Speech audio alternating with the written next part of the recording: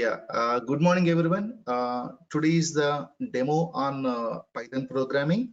I wanted to introduce what is Python and what are the syllabus which we are going to cover in the next 35 to 40 classes. Before getting into Python programming, as a student of programming, okay, you should know some basic concepts of what is programming and what are the steps involved in programming. Okay, please.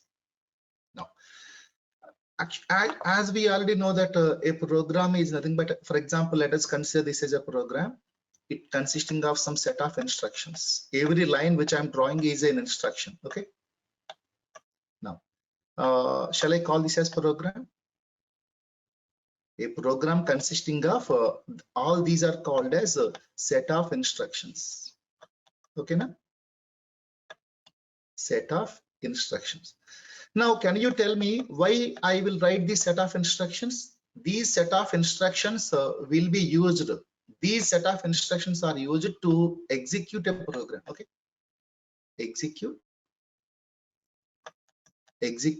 a computation. Okay, any set of instructions will do some sort of computation. Okay, you can also call as it will do some sort any operation. Okay, it will do some operation. We will also call this functions, and which is going to produce an output. Okay, remember once again carefully, a program is a set of instructions. A program is a set of instructions. These set of instructions will be executed to perform a computation. You can also call it as operation. Once we perform some set of operations, it is going to produce an output. This is what every student must know. Shall I go ahead now? Here, a program is a set of instructions that specifies how to perform a computation. We are going to tell how we are going to perform an operation or a computation. Now, it will be written in a computer understands. Generally speaking, computers can understand only zeros and ones. Computers can understand only zeros and ones. This we will call it as a binary format. Okay. This kind of language is called as machine language. Computers can understand only zeros and ones. That is called as machine language. Okay.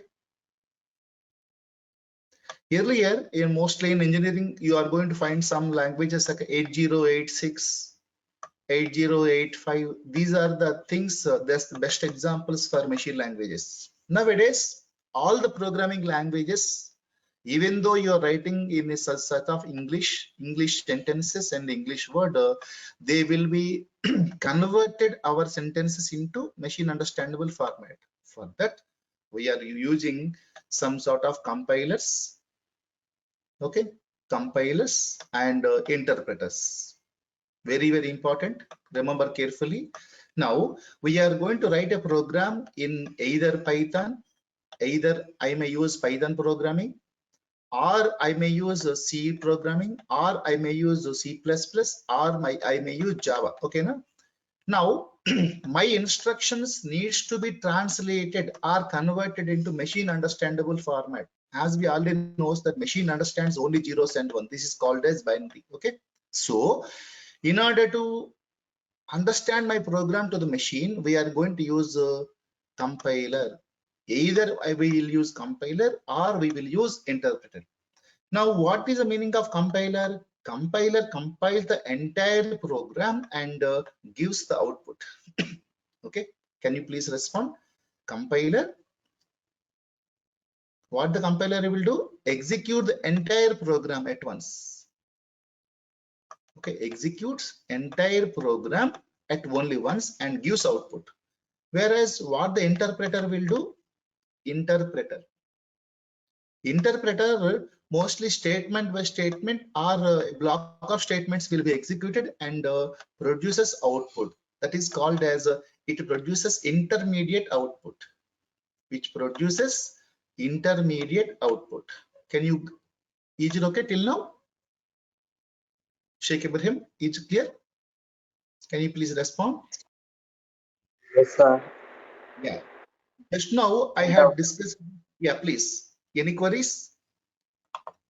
No, tell me, sir. No. Yeah, please. Yeah, please. Now, What we discussed is a computer is a set of instructions. When we execute these set of instructions, we will do some sort of computation. Okay, we will do a sort of computation. Okay, this computation is going to produce an outcome. This computation is produces an output. Okay, na?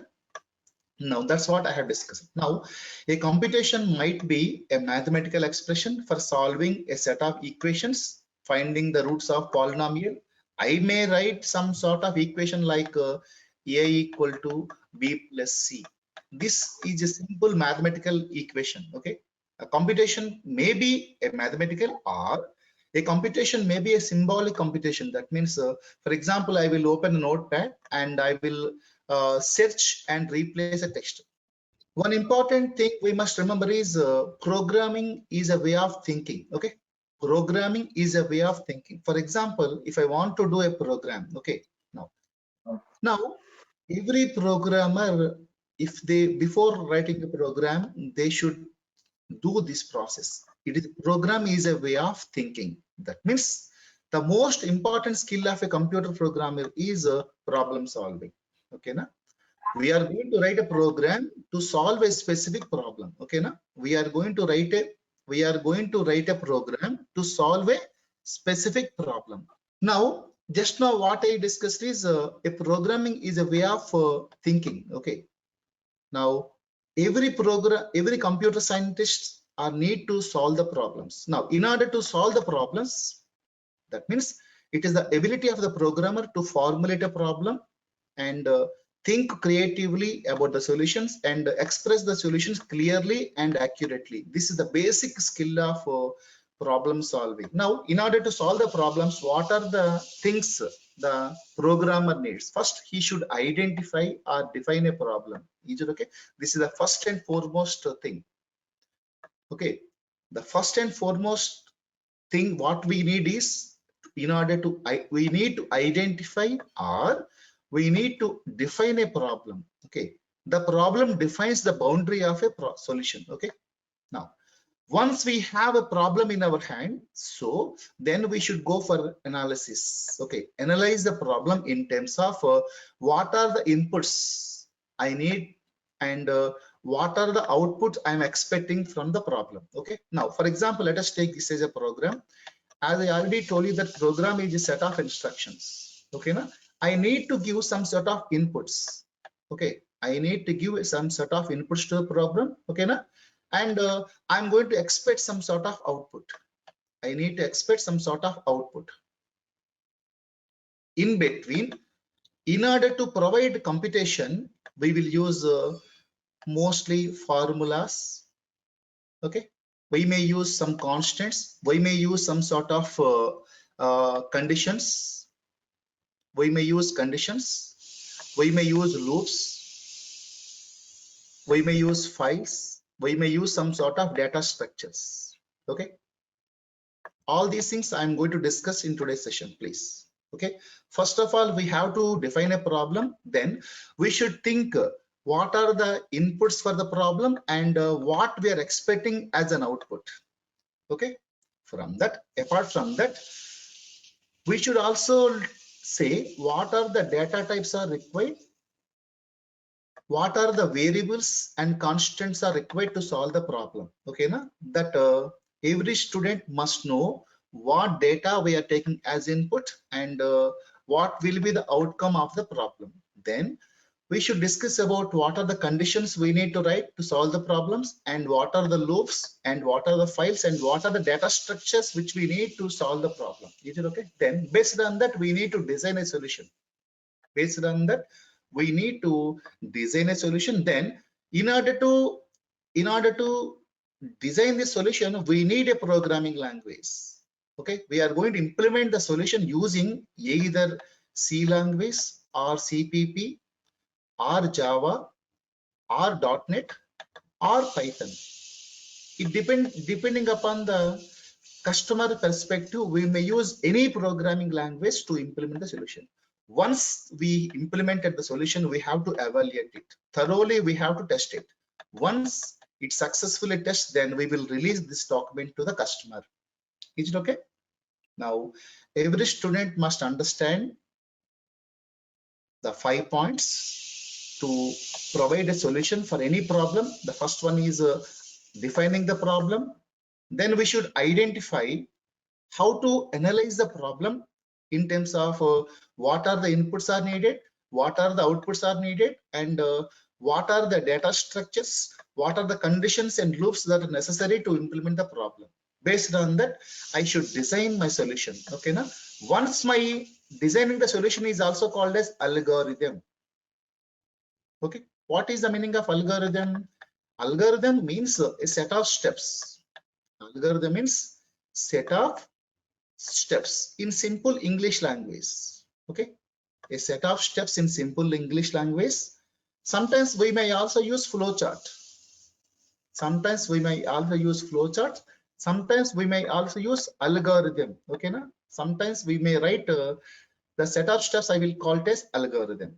Once if I write the algorithm, then I will try to implement the algorithm by using any programming language like C, CPP, Java, depending upon the problem, and we are going to use the program coding. Now we are going to test the problem thoroughly. Is it okay? Now in the next 40 days, every student must remember these are the 5 points that we are going to use regularly. Okay, please.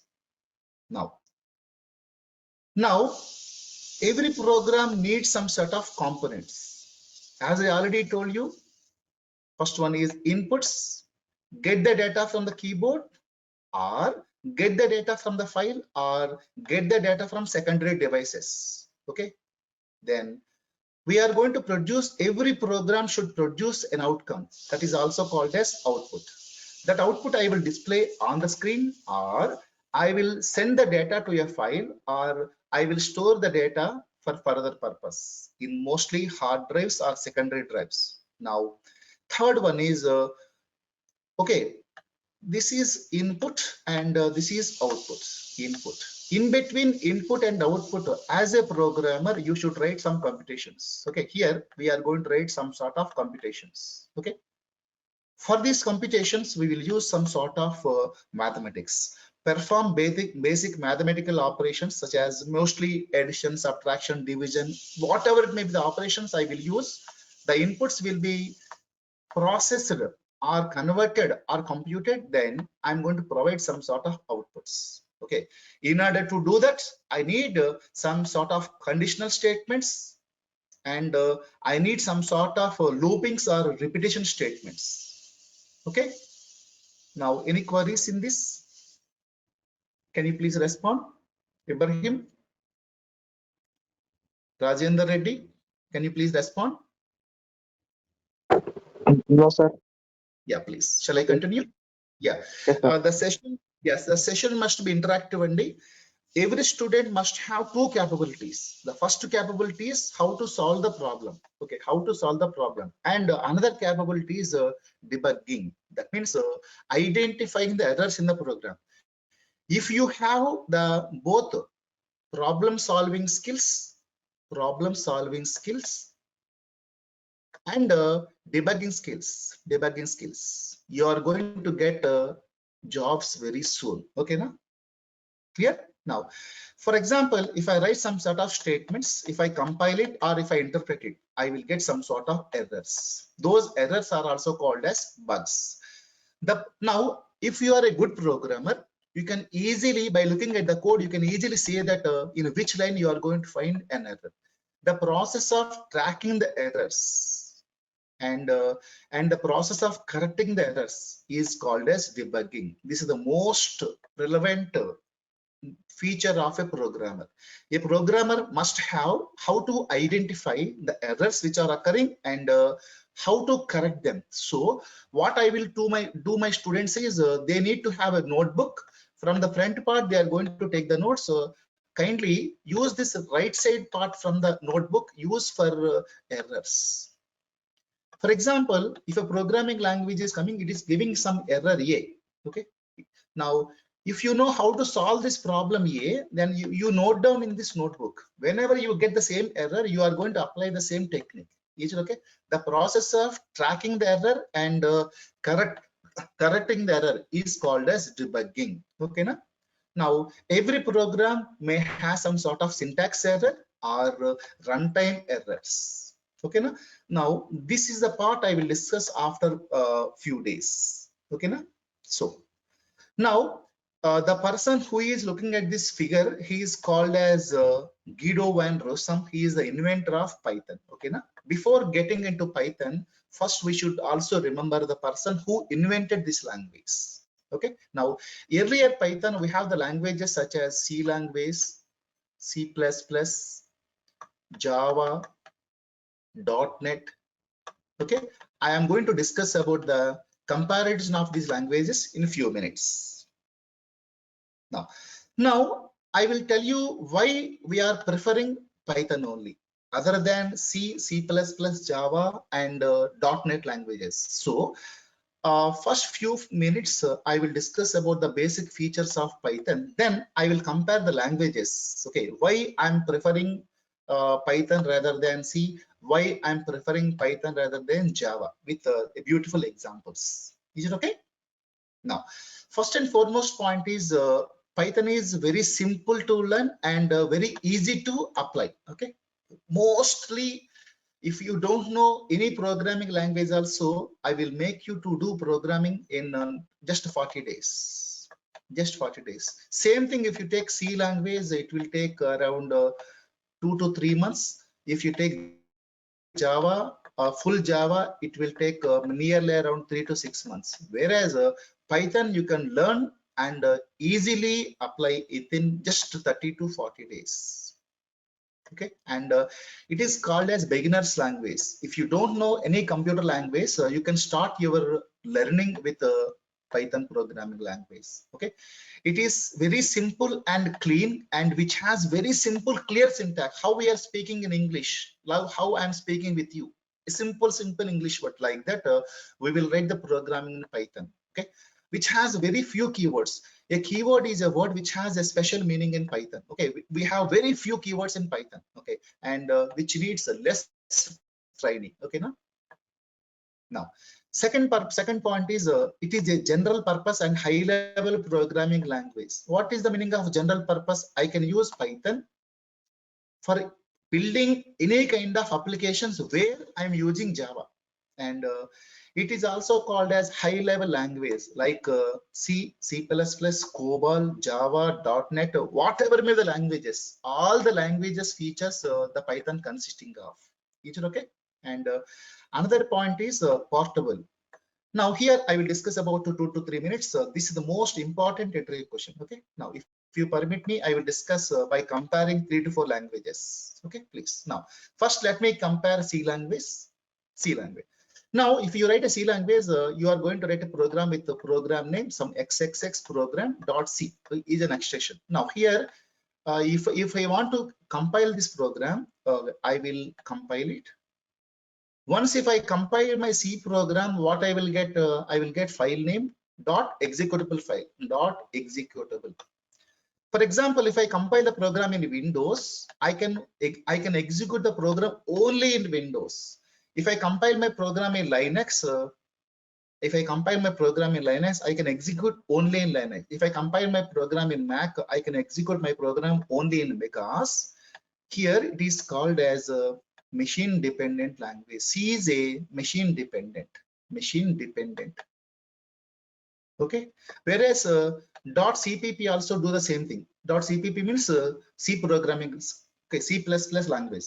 Both C and C++, whenever you compile the program, directly you are going to get the executable file. Okay, this executable file can be executed only in the current operating system only. Okay, that means they don't have the concept of portability. What is the meaning of portability? Compiling will be done in one operating system, and executing will be done in another operating system. This process is called as portable. Okay, is it clear for everyone? Now shall I discuss an example with the .java? No. Whereas if you take Java, which is both a combination of two things, compile, it has the features of both compile and interpreter. Okay, now what is the meaning of compiler? Compiler means if I have some set of instructions, if I call it as program, I will execute all the set of instructions at once. Then I will get output. Okay, that means I will execute entire program at once. That is the process of compiler. Okay, then I will get the output. Whereas interpreter means every statement I can get output. Okay, Python is a interpreted language. Now, for example, if I write a programming in .java, which has a compiler as well as interpreter. Compiler will give intermediate code byte code, also called as a .class file. Now, this .class file, this is for compilation. Now, this .class file, I will use interpretation, then only I will get a executable file. That means I can compile in Windows and I can execute either in Linux or Mac. That I can do. Okay, this is called as architectural neutral. Architectural neutral, also called as a platform independent. Platform independent. Okay, is it okay for everyone? Why Java is called as both compile and interpret language? Whenever I compile the program, which is not going to get the executable file, it is going to get the intermediate code, also called as .class file. I can use this .class file in another operating system. I can execute it. Is it okay? So I will call Java as both compiler and interpreter, whereas Python is a interpreter language. Okay, I can move my program from one operating system to another operating system. Highly portable, run almost anywhere. I can run in Windows, I can run in Linux, I can run in Mac operating system. Is it okay about portability? Can you please respond? Yes, sir. Yeah, please. Next one is object oriented. Nowadays, most of the new languages which are coming into the market, all these are consisting of object oriented. Now, if you ask me what are the object oriented languages, C++ is a, it is not a full, or it is a partially object oriented language. Then Java, .NET, and Python are fully object oriented languages. Python is also object oriented. If you ask me what is an object oriented language, okay, if a language satisfies the principles of like classes, objects, then inheritance, then polymorphism, then abstraction, these are abstraction and encapsulation. These are the basic features. I will discuss these concepts once we enter into object oriented. Okay, now please. Now, second one is I told that Python is an interpreted language. Most important point is it has a large standard libraries. Okay, Python is a language which has a beautiful hundreds and 1,000 plus standard libraries. If I want to perform any job, every job I can implement without writing a large code. Simply I have so many built-in functions. I have some built-in functions and I have libraries. Using these libraries, I can implement any of my job very easily. Okay, na? Hello, can you please respond? Now, let me discuss with a simple example about this. Okay, na? Now, I have a 1,000 lines, either CPP program or Java program. Just listen carefully, please. This is the most important concept. I have a 1,000 lines of code, LOC. In programming, we will call the program every instructions as lines of code. Okay, now this is a metric. For example, I have 1,000 lines of code. Actually, I am using a Python. I'm using Python. Actually, you no need to convert this entire CPP into Java. No need to convert. Not required. Not required. By writing my Python program, I can call CPP code, I can call my Java code. There are some specific libraries are available. Okay, for example, if I want to use my Python, I have a language called Python. That means from my Python, I can execute a C language code or C++ code. I have one more library called a Jython. From my Python program, I can execute any of my Java code. Is it okay? That means no need to convert this 1,000 or 10,000 lines of code. No need to convert this 1,000 or 10,000 lines of code using Python. So you are reducing your effort. You are reducing your effort with Python. Will you agree? Any queries in this point? I can extend any of my program. I can extend any of my program using Python. Okay, designed to be extensible using CC, allowing access to many languages. Using my Python program, I can access any programming language which is there in the world. Okay, the Python is the only language which can access. Please, any query, Andy? Please. Sorry, can you give me one example? How do you call a Java program from Python? There is a library now. Initially, today I am introducing the libraries. Okay, in the case of action, I am going to demonstrate programs also. Is it okay? Today, just I'm giving the features. While giving features, I cannot implement it. I will showcase in case studies. We will have around 3 to 4 demos. This is not the single demo. We are going to conduct 3 to 4 demos consecutively. In one of the demo, I'll show you. Okay, now can you please respond? Okay. Hello. Hello. Yeah, it's okay. Fine. Yeah. Today I'm simply introducing the features. Okay, now please. Mostly in That's the fine. course That's of fine. Yeah. in the course of action, I will take one case study and I will execute my Python program to either C++ or Java. Okay, now please. Now Python is a GUI programming. Like in Java, we have swings, applets, and AWT. Swings, applets, and AWT, graphical user interface programming. Like that, in Python also I can write GUI based program using a library called TCLTK. TCLTK is a library. By using this library, I can create icons and I can use graphical user interface programming. Is it okay? Now, another point is which supports databases. Now, here I want to discuss for 2 minutes, please. Now, by using Python, I can connect my program to either Oracle or MySQL or SQL Server. Okay, that means or you name any database by providing some sort of driver applications. My Python program will be connected to any database, and I can do select operation, I can do insert operation, I can do update and delete operations. Okay, by using my Python, I can connect to any database. This is another advantage with the Python programming language. And another point is dynamically typed language. If you permit me, I will discuss this point for 2 to 3 minutes. This is most important interview question in Python. Shall I go? For example, if I take a C language, how the dynamical type will be. Now, if I want to declare any variable, we need a data type space variable name is equal to in optional value. This is the code which we are going to use, value. Now let me discuss with a simple example. Int a equal to 100. Here 100 is called as value, a is called as variable, and int is called as data type.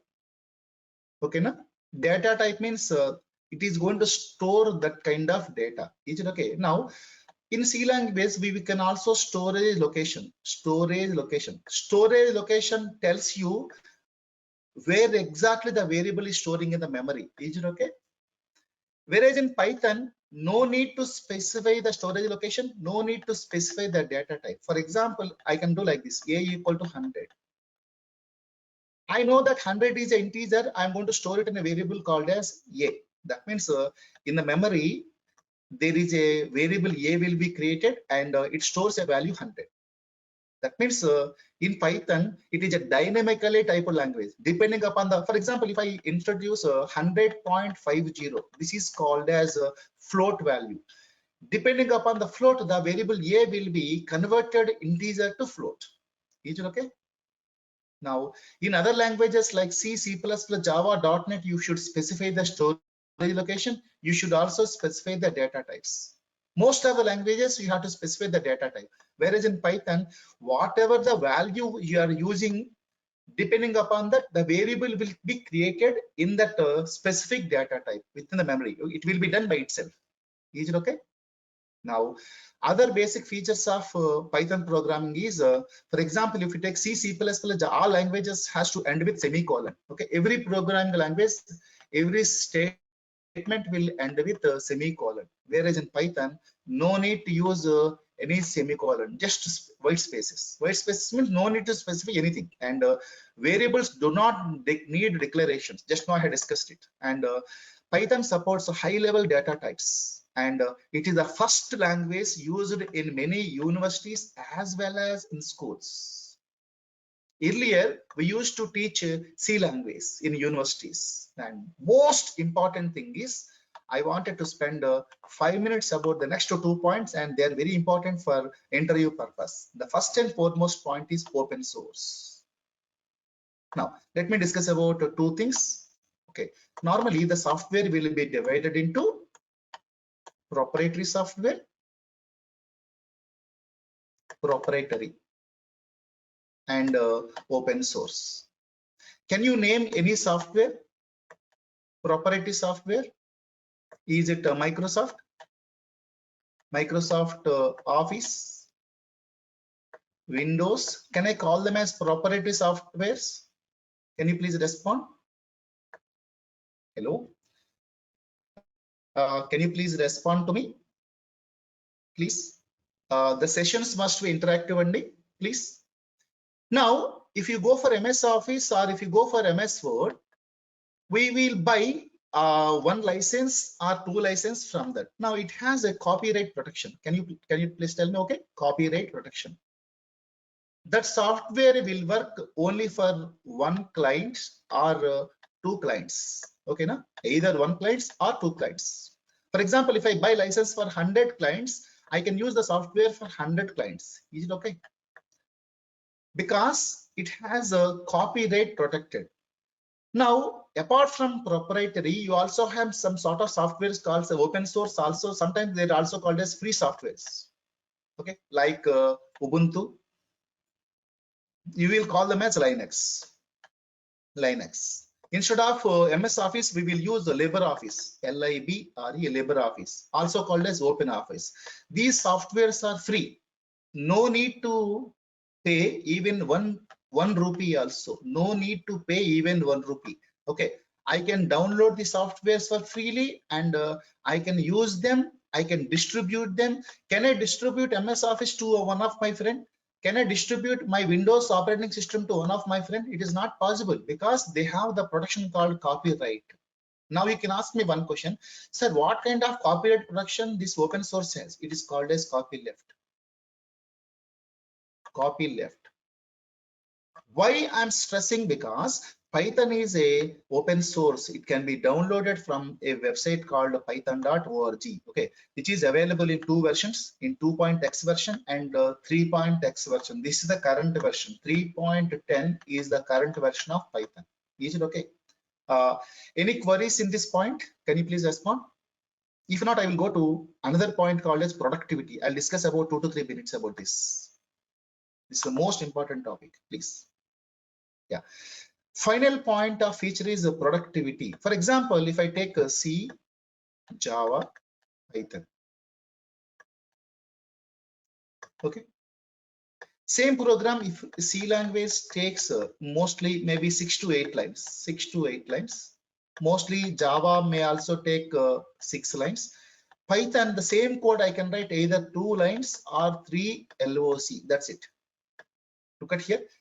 I can, by using Python, I can reduce the development time because the code is 2 to 10 times shorter than C, C++, and Java. Most of my logic I can use by using some libraries and by using some modules, by using some built-in functions. Everything, most of the code, whichever you want to develop, most of the code is available in the form of built-in functions. What is the meaning of built-in function? Python people, they have written a function to achieve the job. You can concentrate only on your application development rather than building the basic functions. Is it okay? The most important point is the code is going to be reduced 2 to 10 times shorter than C, C++, and Java. Any queries in this features of Python? Can you please respond?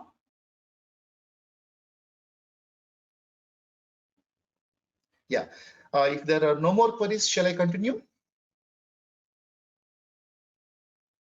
Now you can ask one question: what is the demand for Python in the market right now? Okay. Now, Python can be used for web development. Python can be used for web development by using libraries such as Flask and Django. These are the most useful and powerful libraries. By using Flask, I can implement small web applications. By using Django, we can develop large web applications. Is it okay? And by using Python, I can implement applications with the help of for implementing machine learning, data science, and artificial intelligence applications. I can do very easily. Okay. And another point is data science is also very important concept. If I know Python, I can implement any kind of data science application very easily. Now another important point is it has the supports of, because it is free and open source software. Because free or open source software, everyone can contribute to the Python. I can contribute by writing my own module, and you can write your own module by contributing. Because it is free and open source software, anyone can contribute because it has hundreds and thousands of free libraries and frameworks to implement any kind of application. Nowadays, one simple component which is ruling the world top, RUP, robotic automation process. We'll call it as RAP.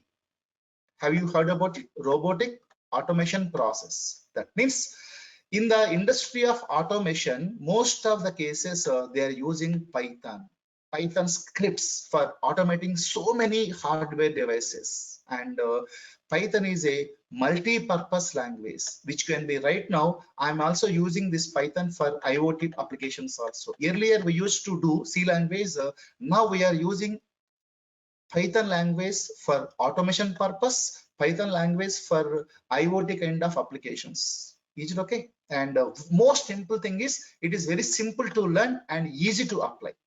Clear? Can you please respond to me? Now why I'm stressing Python? Now, according to IEEE Spectrum list top 21 top languages in 2021, Python has topped the, by comparing C, Java, C++, C Sharp, R, and other languages. Okay. Now, according to KD Nuggets is one of the beautiful website for machine learning and artificial intelligence. According to that also, the top most Python programming language is Python. So, I will feel Python is the next generation language. Clear? So, now you can ask one question, sir, if you want to execute Python programming, what are the systems, what are the coding environments we have? Okay, we have the basic coding environment, which I'm going to use for the next 40 days is Anaconda. Okay, if I install Anaconda in my machine, I will get so many IDEs. What is the meaning of IDE? IDE stands for Integrated Development Environment, where I can write a code, okay, where I can execute the program and where I can see the outputs. Everything I can see within a single screen. Okay, that can be done only with IDE, stands for Integrated Development Environment. If I install Anaconda, I'm going to get 3 IDEs. First one is Jupyter Notebooks. This I will discuss with a simple example. Then I am going to get IPython. Like this, there are other Pythons. There are other 2 to 3 IDs are also available with this Anaconda. You have one more thing called as Canopy IDE, and another title will be, which will be used by the students, is PyCharm. Okay. Now, if you permit me, I will showcase one simple example. Okay, please. Now I will demonstrate a simple comparison, what is the difference between C language, Java, and a simple example? If I want to print anything onto the, if I want to print hello onto the screen in Python, simply I will use a simple built-in function called print function. That's it. Print whatever I wanted to display. Simply I will give either in the single quotes or I will give it in the double quotes. For example, if I want to do the same thing in C language, I should include a library. Then I should write a main function, open brackets and close bracket. Then here I should use a function called printf. Same thing if you want to write it in Java. Java is a pure object oriented language, so everything should be in classes. Okay, so whatever the code, even though I wanted to print hello, I should write a class, and if I want to write code, I should write a main function. For that I will write psvm string arrays system.out.println. This much code you should write. This is the simple comparison. This is the simple comparison how to display simple message onto the screen. Is it okay? Now, if I want to declare a variables in C language, look at here. This is the data type. Integer is a data type which is used to store numbers, and x is a variable, 3 is a value. The same thing in Python. How I am doing? Simply x equal to 3. That's it. No need to specify the data types. Is it okay? Now, for example, if you take a small loop is a repetitive statements. For example, if I want to execute the same statement repeatedly for 10 times, I will use a loop called for. Okay, this much statement I should write in Python. Sorry, in C language. Same code, this 5 lines of code I can write in 2 lines in Python. Is it okay? I can give hundreds of examples for the comparison between C, C++, and Java, but our primary language is Python. If you permit me, if you have any questions, you can raise, please. This is my humble request. If you have any questions, you can ask at any moment, please. Can you please respond? Hello? Any questions?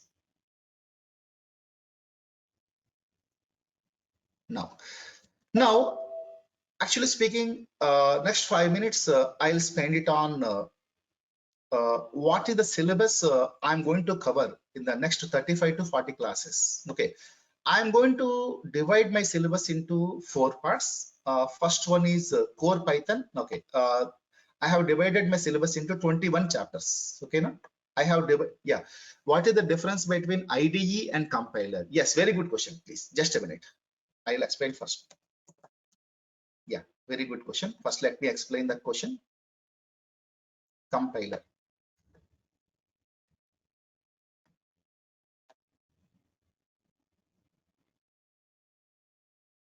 Now,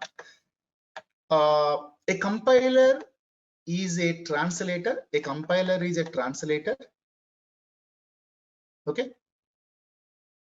which will take input as a program, a set of instructions, and which will give output after completing execution of all statements. Okay, normally for example, in Python there is a software called python.org, and let me showcase with IDL. Okay.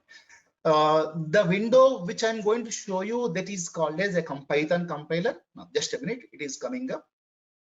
Just give me 1 minute. Yeah, the thing which you are seeing here, this is called as compiler. Here, print of hello to first Python program. Okay, single quotes and close it. Execute this. Now here, this is called as normal Python compiler. This is called as ideal shell. Okay, 3.9.5 is the version of my Python. Is it okay? Now, in the same time, I'm going to show you on screen. Now, this is a program. Okay, I told you, Jupyter is one such compiler which IDE, integrated development environment. Here I can write the code, and here I can take the input. For example, maybe that 30. Okay, if I give a temperature, I think input will be given here. Input I can take it here, and for example, let us display the same thing. Hello, print hello Python. Here I can write the code in one place, I can execute, and I can show the output, and I can also do some sort of documentation. Okay, I can also download my program, I can convert my program into any format, to PDF, to HTML, anything. That means if you ask me the comparison between compiler and IDE, compiler, here we are going to write writing at one place and executing at one place, and output will be displayed in another place in compiler. Whereas in IDE, I can compile, I can execute, I can see output, I can do documentation, I can do everything in one place only. Is it okay? By using some sort of GUIs, by using some sort of things, everything will be done in a single screen. Is it okay? Hello? And which IDE will also give me the help whenever I need help for a function. Whenever I need help for function, IDE will not give any help for me, whereas IDE will give me any help in getting the code to be done successfully. Is it okay? Can you please is it okay for you? Yeah, thank you very much. Please now can I continue where I am? Can you please respond where I am? Yeah, I'm discussing about the syllabus. Yes. Yeah. My syllabus. Yeah. Yeah. Any queries? Yeah, please. Yeah. So this is an independent language. So what are the supporting tools or softwares required to get a job? Not required. So, Your job can be done.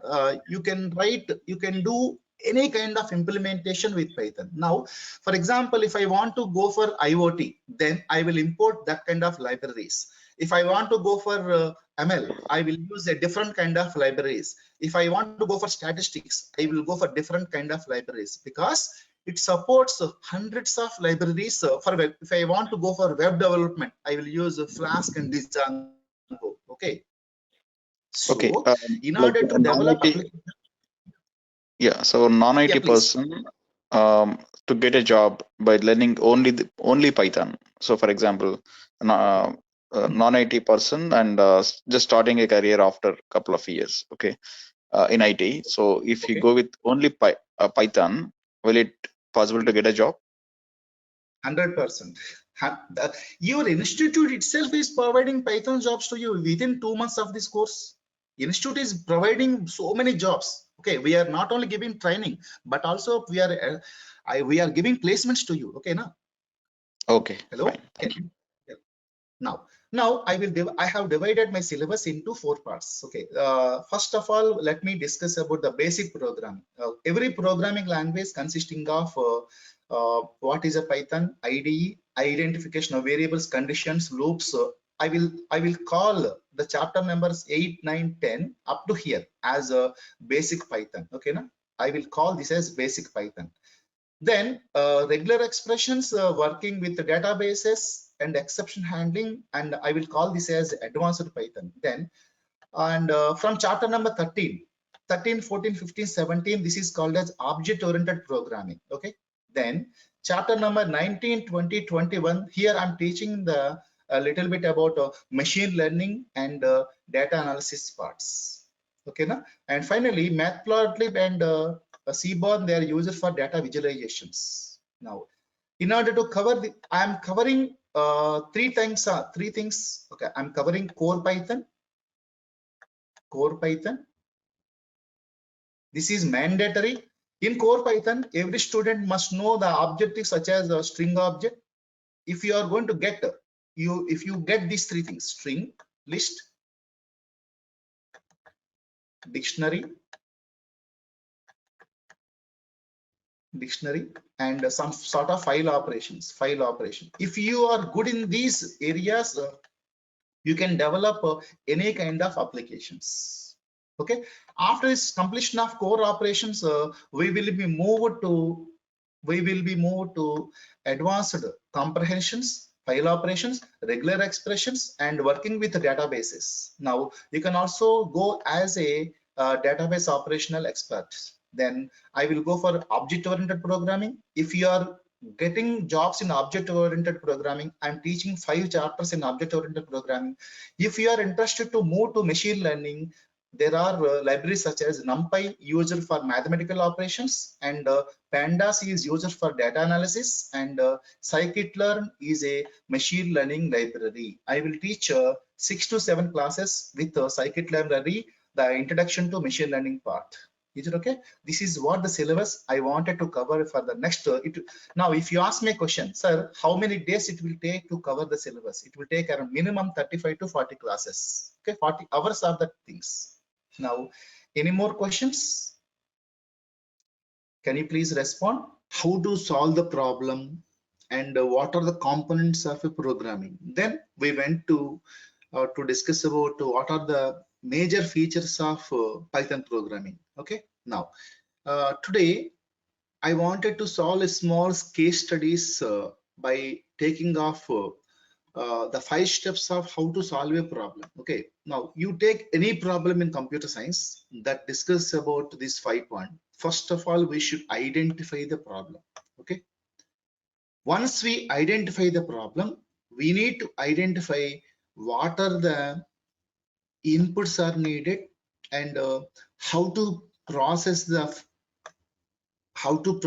problem, and what are the variables, what are the constants, what are the data types are needed, then how the control flows will be taken, and like the how the files will be stored, and how the data will be get. Now finally we need to identify what we need to get the outcome. Okay, now this entire process will comes under analyzing the problem. Once we analyze the problem, then we should design the solution. Designing the solution is nothing but writing a small pseudocode or algorithm or a flowchart kind of thing. Once we have the clear-cut design about the problem, then we should take implementation. That in software engineering or in SDLC, we will call it as a coding phase. Finally, this evaluation is nothing but a testing phase. Is it okay? Now, today I wanted to take around 10 to 12 problems by taking how to take a problem and how to solve the problems. We will see. Okay, shall I continue? Clear? Can you please respond? The sessions must be interactive only. You must interact with me by unmuting yourself. Okay, please. If you don't have any noise background, you can directly unmute yourself. If you have any background noise, then please mute yourself. Okay, please. Both Renuka Prasad as well as Rajendra, kindly follow my instructions. Okay. Whenever you have, whenever you have any doubt, any small doubt, kindly interact with me. The sessions must be all my teaching since 4 years in Harsha is going on same way. Okay, now please. Now let us start our problem with addition of 2 numbers. For example, though it is a simple problem which will tell about all these 5 stages. Well, first one is identify the problem. I know the problem. My problem is addition of 2 numbers. My problem is addition of 2 numbers. Then how, in what way I am going to take inputs, and how I am writing formula and constants. These are also very important tasks for us. Okay, please. Now, here in Python, if I want to take any input from the command prompt, I need a function called input. Okay, please let me discuss about what is input function. Input is a function. Input is a built-in function in Python which always takes a string as an argument, string,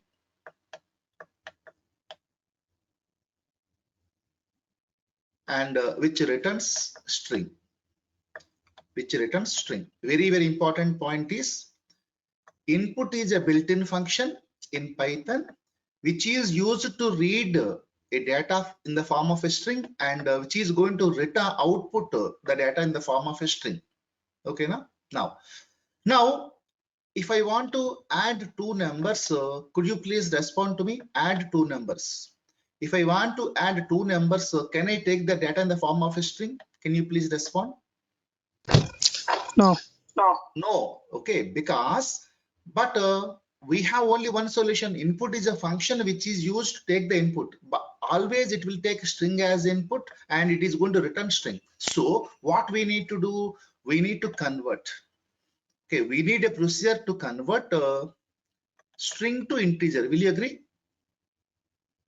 String to integer. String to integer. Integer.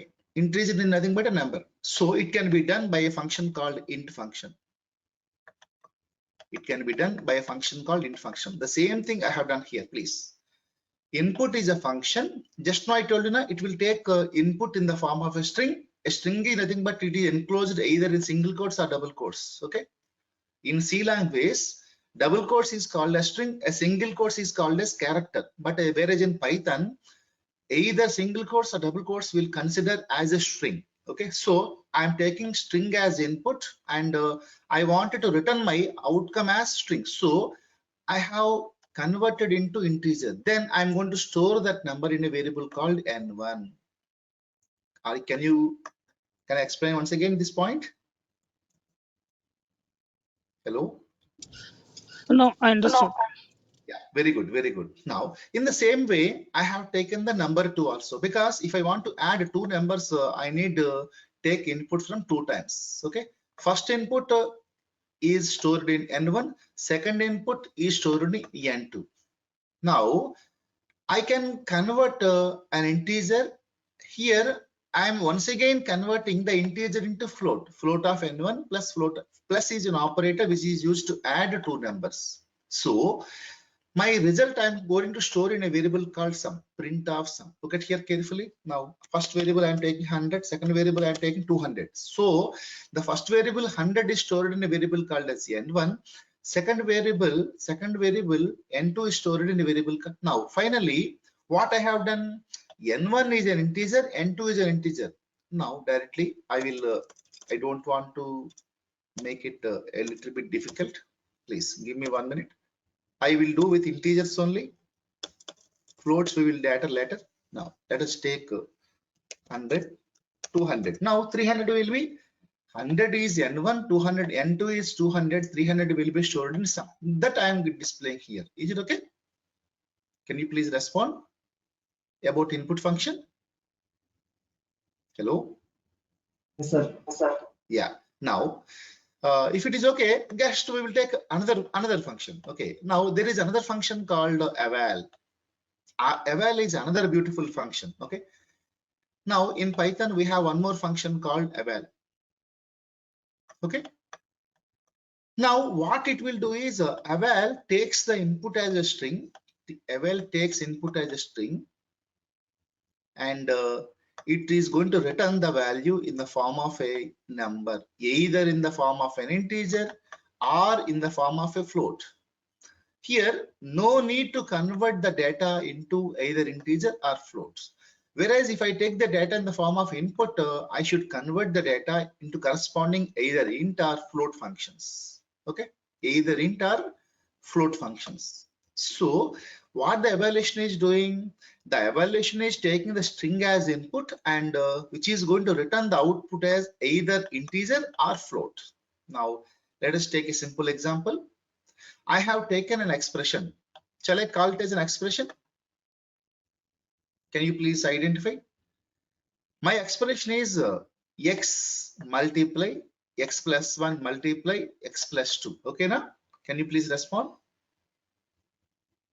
Yes, sir. Yeah. Here, what I am taking,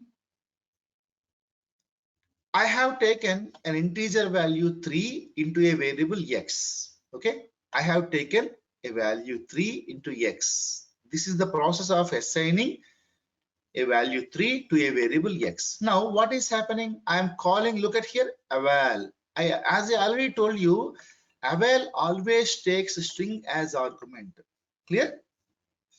Eval always takes a string as argument. Will you agree? Look at here carefully. What I have discussed, eval is a function which always takes a string as input. Okay, now here I am taking string as input, and look at here what I am returning back. I am returning integer 60. Now whenever you give 3 to this x, x will become 3, x plus 1, that nothing but 3 plus 1, x plus 2 nothing but 3 plus 2. 3 plus 2 is 5 now. Now this is 3, this is 4, and this is 5. 3 multiplied by 4 is 12, 12 multiplied by 5 is 20. Okay, now you got the output? Hello, can you please respond? Yes, sir.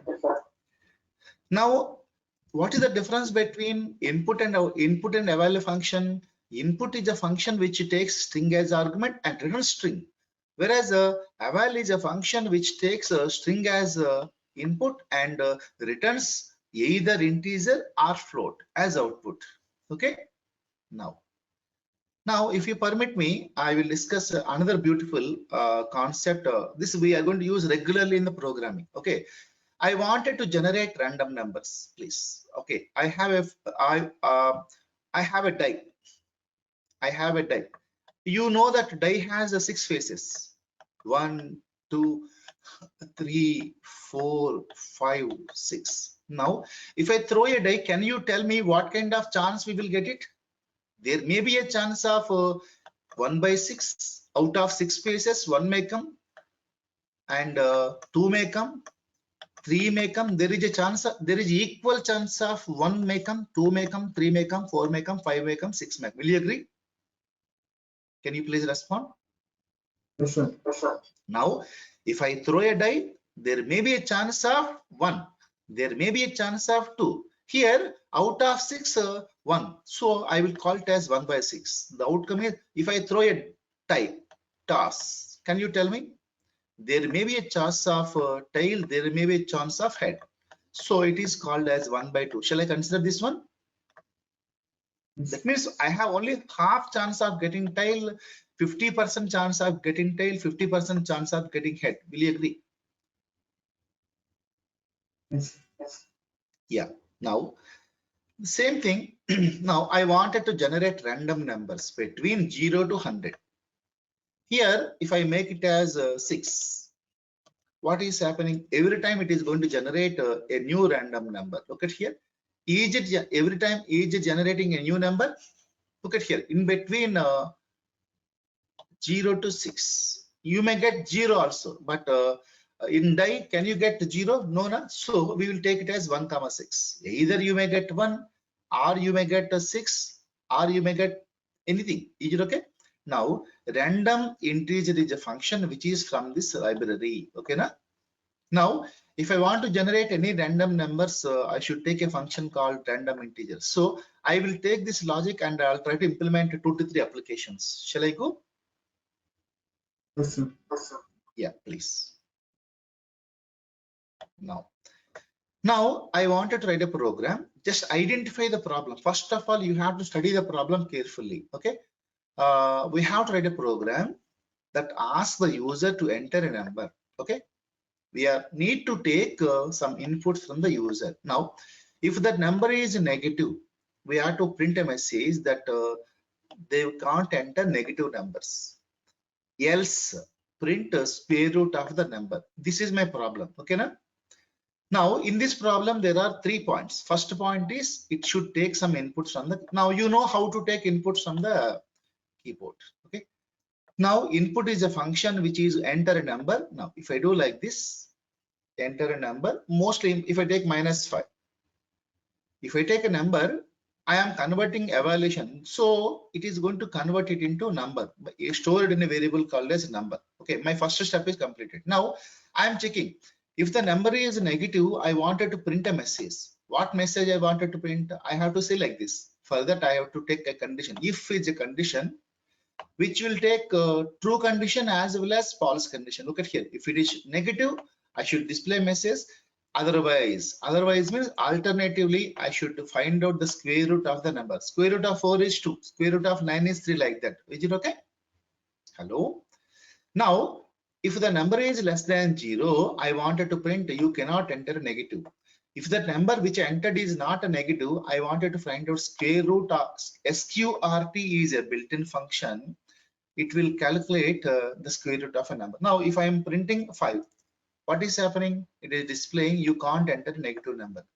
Once again, do the same process. Here, if I press 16, it is calculating square root of 4. Understood? Just look at the logic for 2 minutes. And if you have any doubts, kindly ask me. Little bit confusing, sir. Yeah, I'm- wait. Hello? Yes, sir. Yeah, I will tell you. I'll explain, please. If is a condition, just a minute. If is a condition in programming, okay. Now, always in my problem, I told that if I enter any negative number, either -5 or -10, can I call them as negative numbers? If I enter any negative number, I should display a message. We can't enter negative number. Okay, now, according to the problem, you please look at here. Print out a message telling that they can't enter negative number. Is it okay? If I am entering a negative number, any negative number, -1, -2, I should display can't enter negative number. Is it okay? Sir. Negative number.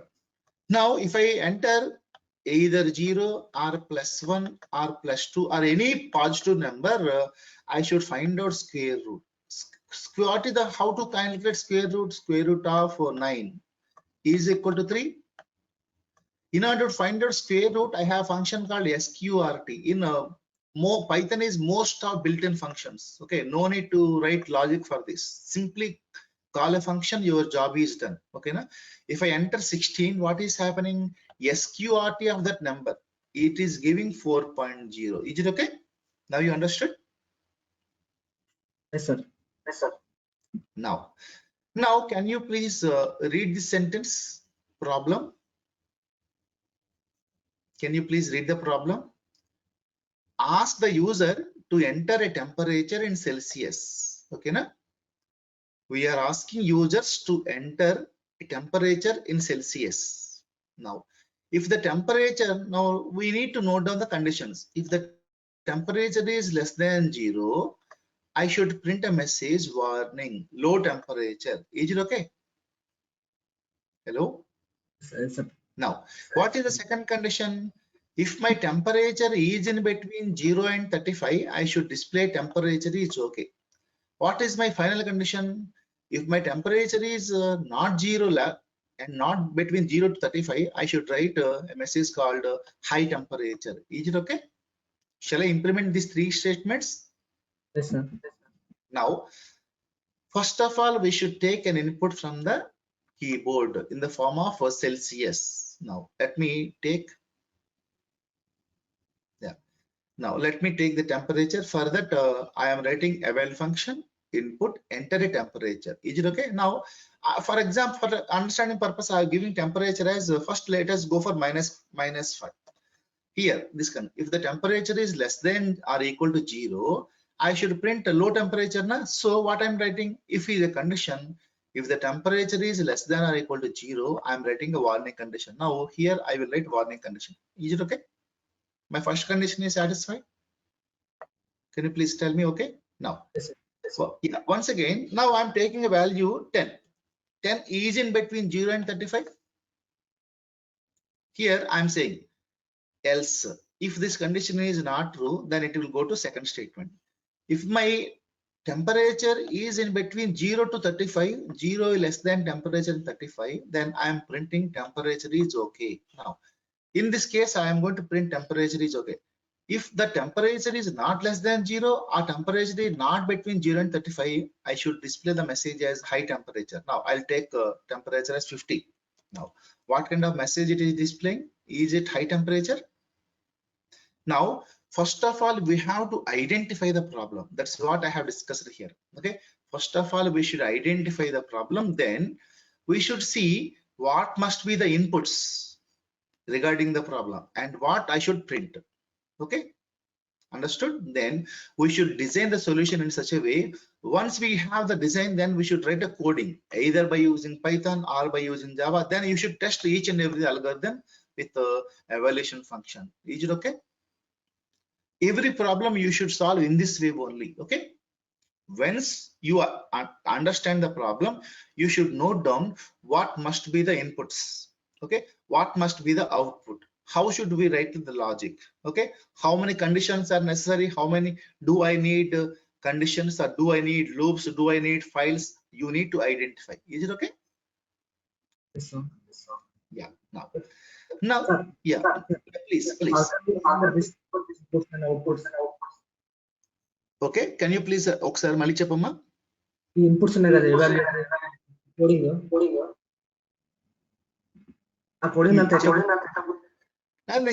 నేను start చేస్తాను, demos లో చెప్తున్నాను అనమాట. అది ఇంకా నేను చెప్పలేదు కదా, అది నేను సిలబస్ స్టార్ట్ చేయలేదు. ఇంకా నేను సిలబస్ స్టార్ట్ చేయడానికి 4-5 రోజులు పడుతుంది. ఓకేనా? మీ దాని గురించి ఏం కంగారు పడదు, మొత్తం A to Z నేను చెప్తాను మీకు. ఓకేనా? Now let me no issue, just give me one minute. నేను మీకు మీ క్వశ్చన్ కి ఆన్సర్ చెప్తాను. Built in functions in Python చూడండి. Python supports so many built-in functions. Now I'll show you these functions one by one. Directly go to docs.python.org. Yeah. If you identify it carefully, can you identify this carefully? These are the built-in functions that are supported by Python. Is it okay? Now, have you seen a function called int here? Okay. Have you seen a function called int? Now, have you seen function called float? No. Have you seen a function called input? Here. Okay. Now, have you seen a function called eval? Each and every point we will teach it. Okay. Like this, Python supports around 50 to 60 functions are there. You should know each and every function. Okay, na? Please. Clear? Yes, sir. That we will discuss in the, once we start the syllabus, we need to go for each and every point. Okay. Can you please respond? Is it clear? Yes, sir. Yeah. Just 1 minute. Now, let me go back to my problem once again. Now, first read the problem, then we will try to discuss how to solve the problem. Now, we need to ask the user to enter a number of days. Okay, na? I wanted to enter a number of days for a month. We know that the number of days are 0 to 30. Okay, sometimes it is 28, sometimes it is 29, sometimes it is 31. More than 31, you will not have any month days, na? That you should know. Okay, na? That is common sense. Understand me? Ask the user to enter the number of days. If the user enters either 28 or 29, we know that that month should be February. Okay, I wanted to print that month as February. Okay, now, hello. Yes, sir. Yes, sir. Yeah. Now let me take this problem here and explain step by step. What is my second condition? My second condition is if the number is days between 28 and 29, I should display as February. Okay. Now, if the user enters 30, as we know that April, June, September, November, these 4 months have 30 days. Okay, na? Now, if the user enters 31, it may be January, March, May, July, August, October, or December. If the user enters not in between 28, 29, not in 30, not in 31, here we should display error message. Okay, na? Can you please tell me? Okay. Here I should take 4 conditions. Condition number 1, condition number 2, condition number 3, condition number 4. Now, when you have these conditions in the programming, there is a logic, there is a condition we should use if is a statement. Okay. If is a statement, here I should write if is a keyword followed by expression. If this expression returns true, look at here the logic. Now, here I am taking the number of days, and the evaluation means I have converted the data into integer. Now, if I enter days double equal to 28, double equal to means here the days is 28. 28 double equal to true na? Hello, this condition true na? If I enter either 28 or means either this condition is true or this condition is true, then I will print it is February. Okay, now if I enter either 28 or 29, I wanted to print it as February. Okay, if this condition is not true, it will come here a if block. If the number of days if I entered is 30, I wanted to print maybe April, June, September, and November. Okay. Now, according to my third condition, if I enter the number of days as 31, I should print it as January, March, July, August, October, and December. For example, if I am not entering 28, 29, if I am not entering 30, if I am not entering 31, finally I should write a message called error. Is it okay? First of all, whatever the maybe the problem we are, first of all we should identify the problem. Okay, and then we should analyze the problem. Here I have 4 conditions. If I am entering 28 or 29, I should print as February. Now, if I am entering as 30, I should print it as either April, June, or September, November. If I am entering the data as 31, I should get these months. If I am not entering these 3 cases, finally, I should print the message as error. Like this, you should identify the problem and you should solve it slowly. Is it okay? Now, shall I go ahead? Now, I'm entering some data, please. I'm entering as a 32. Now, if I enter 32, can you please tell me what kind of message it is going to print, Suresh Prasad? And can you? Yes, yes, it is error. Here, else is a statement. If no condition satisfied, finally it comes here. Is it okay? Now, for example, if I enter mostly around 28, then it will go for this block.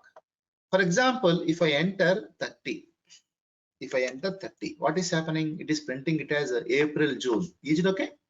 Now, I will wait for 2 minutes. If you have any problem in this, can you please tell me? I will discuss once again. No, Can you no, please? Is it okay for everyone? Please. Now, I want you to ask a simple example, please. Please, let us take this example, okay? Please. I wanted to generate 10 random numbers. Suresh Prasad, mostly at the time you have left the class. I will discuss once again for 1 minute how to find out random numbers, okay? Now, if I want to throw a die, I may get 6 faces, na? Either 1 or 2 or 3, like 6. Okay, will you agree, Amar? Suresh Prasad? Sorry. Hello? Yeah, Renuka Yeah, Prasad. please. Yeah, yes, sorry, Renuka Prasad. Sorry. Now, every time which is going to generate a new random number. Here, right now, 1, then, so it is 3, 4, but always a random integer is a function which is always generates either 1 to 6. Now, if I throw a die, what is happening? I may chance of getting 1 by 6 out of 6. I may chance of getting 2 by 6. I may chance of getting 3 by 6. This is for 2. This is for 3. Like this, all these chances are having equal priority. Okay, so I may get 1, I may get 2, I may get 3. This is intuition. Okay, now this logic I'm using. I wanted to beautiful discussion of 2 to 3 applications on this. Please, can you go ahead now? Here, I wanted to write a program. Plus, understand the problem carefully, please. I wanted to write a program that generates 10 random numbers. Okay, that means I wanted to repeat the same random generation for 10 times. Will you agree? From 1 through 9. What is the meaning of 1 through 9? I have to call a function random integer 1, 9. I have to call this function for 10 times. Now look at carefully. Now, very important example is, if you want to repeat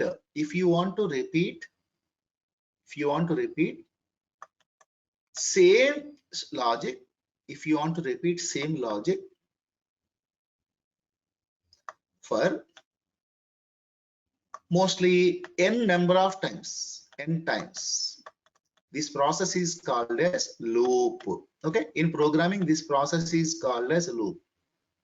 Okay, or iteration.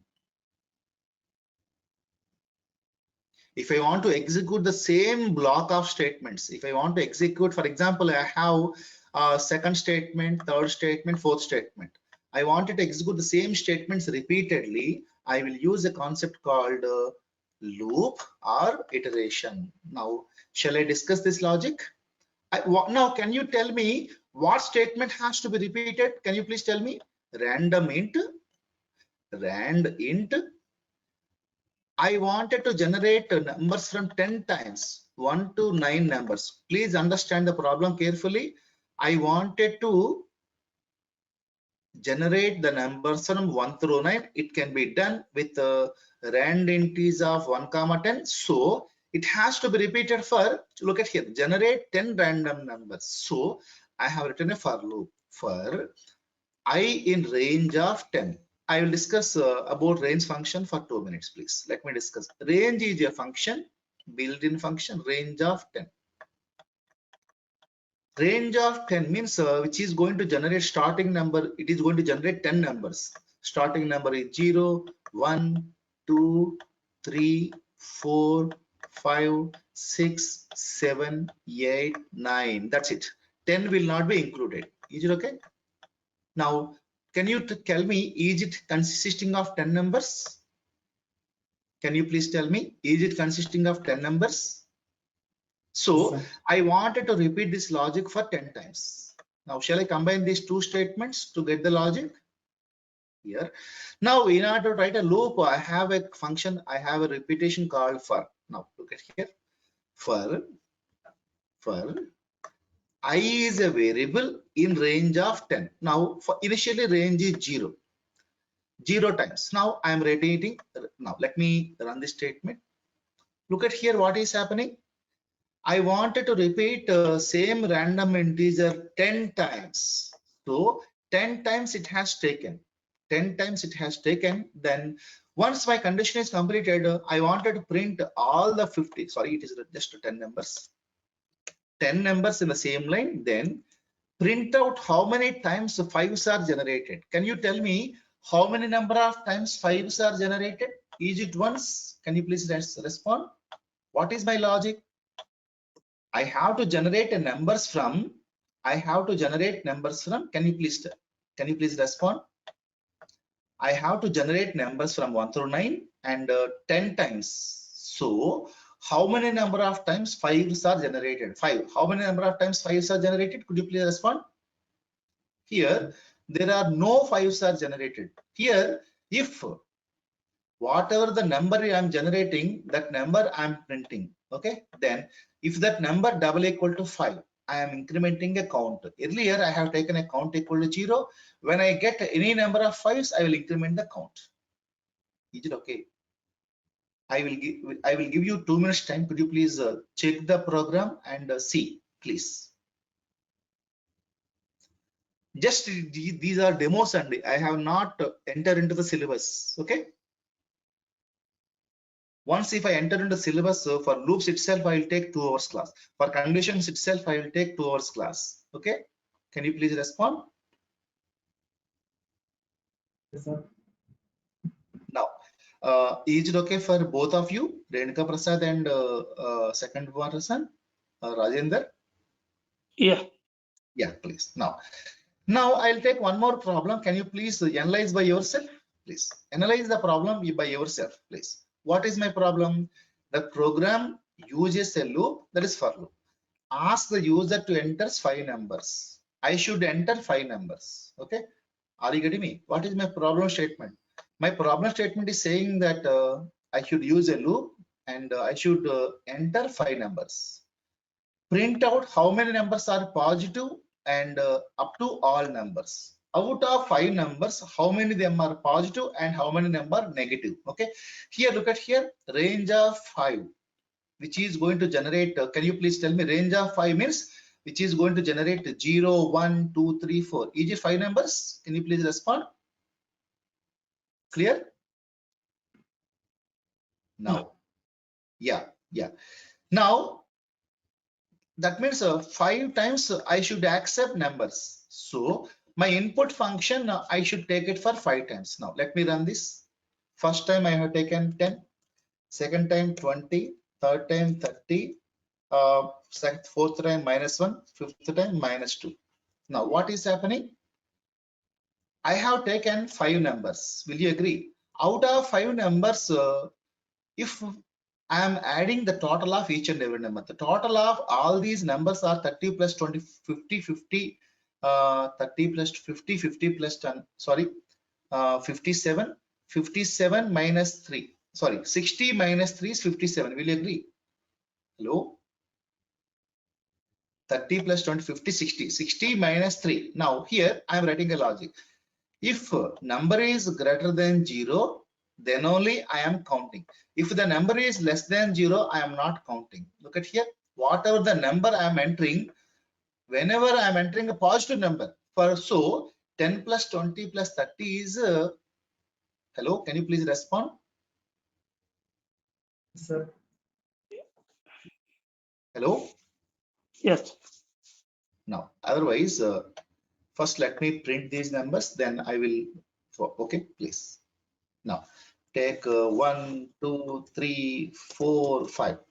So, 5 plus 4, 9, 9 plus 3, 12, 14, 15. Is it the total is okay for you? Now, if I want to print the total numbers, okay, if I want to print total numbers, okay, if the number is greater than 0, I am counting. Now, if I run this application, what is happening? 1, 2, 3, minus 1, minus 3. So it is saying that out of 5 numbers, 3 numbers are positive and the sum is 2. Is it okay?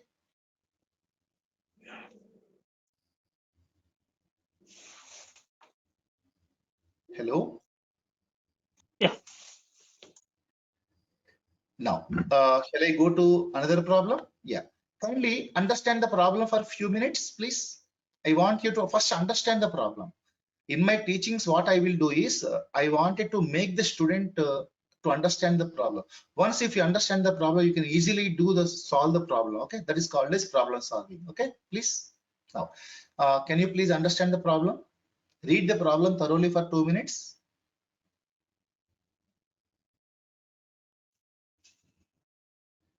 You should write a program that randomly generate 10 numbers. Okay, that means your program should generate 10 random numbers. Look at here, I in range of 10. That means now from 1 to 5. Remember carefully, you should take the numbers only from 1 to 5. So I have taken random integer function 1, 5. Is it okay? These two statements are clear for you? Please. Yeah. Now for each guess, print out whether it is right or wrong. Okay. For each guess, now I have 10 guesses.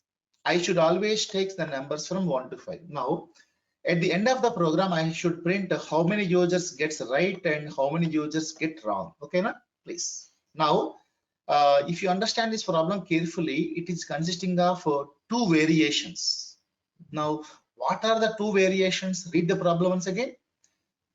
Problem that randomly generate 10 numbers from 1 to 5. Ask the users to guess each number. Okay, na? Now for that purpose, I have written a logic.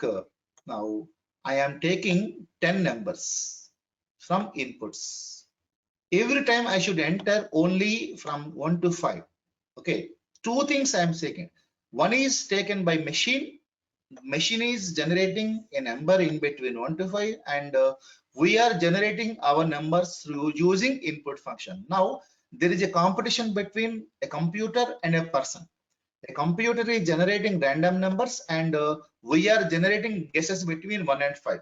If both computer number and our number are same, I am going to write it as right number. Yes, wrong number. Shall I go? Yeah. Our guess is mostly I will take it as 1. Okay. We'll see how the machine has taken. Machine has taken random number 4. So our is wrong.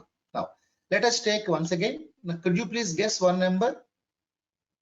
Shall I take 3? Yes, I have taken 3. But a machine has generated random number 1. Okay, next guess. I'm guessing 5. Yes, look at here. My guess is 5 and the machine has given random. So 5 equal to 5. It is right. When both are matching, look at here. When guess and random are matching, I am printing as right. Okay. Hello, can you please respond? For example, if my guess or random number both are not same, I am printing wrong in the else block. Is it okay? Finally, I am printing how many number of writes we have taken. So we should continue this statement for how many number of times? We should continue this same thing for 10 times. After completion of 10 times, it will say how many numbers are right and how many numbers are wrong. Is it okay? Can you understand the problem? This is a simple simulation problem between a computer and a normal person. Okay. Can you please respond? Sir. Yeah. Any problem in the logic? Yeah. Could you please tell me if you have any logical problem? I will discuss once again, please. Rajendra or Renika Prasad? So when this for loop exits, Yes, yes. After completion of 10 iterations. no, Okay, na? my question is, how does it know it has to print only? So is it based on the indentation? No, Like here, where you're writing the print? here we have taken the loop has to run for 10 times. I understood that part. Why it is not printing print you got right? Why it's not printing that statement? In order to print this statement, you have to complete all these statements for 10 times. This logic, whatever the So my logic is question hiding. is, why it is not part of for loop, the print statement? No. This logic print statement I have not given as a part of this loop. Okay.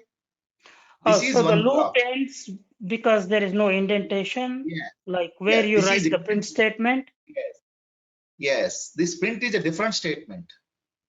Okay. I mean, Now, I'm asking question, how the compiler knows that print is different because you are writing on the left-hand yes, side because of indentation? yes, I got it. Please just Yeah. give me 1 minute.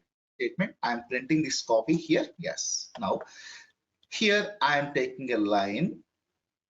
Now, these block of statements, this is a block of statement. These block of statements are part of this loop. Actually, in all programming languages, we will write open brackets and closure brackets. Whereas in Python, we don't write open and closure, and we'll give a space between them. This space is called as indentation. The indentation may be one tab or 4 spaces. Now, can I say whether this print statement is it a part of the statement? No. So this block will be executed for 10 times. Once after execution of 10 times, it will come out of the for loop. Then it will show you got this one. Okay. Now you got it, Renika Yeah. Prasad? Mhm. But good, it is a good question. Actually, I have not discussed about indentation, all these things. Just these are demo classes. So I'm taking a problem statement. Why I'm taking problem statement? Because in the yesterday's class, I told that how to develop a program. Okay. First, if I say 4 to 5 examples, then you can understand how to solve a problem. Is it okay? Yeah. Yeah. With this case, as of today, shall we close the session?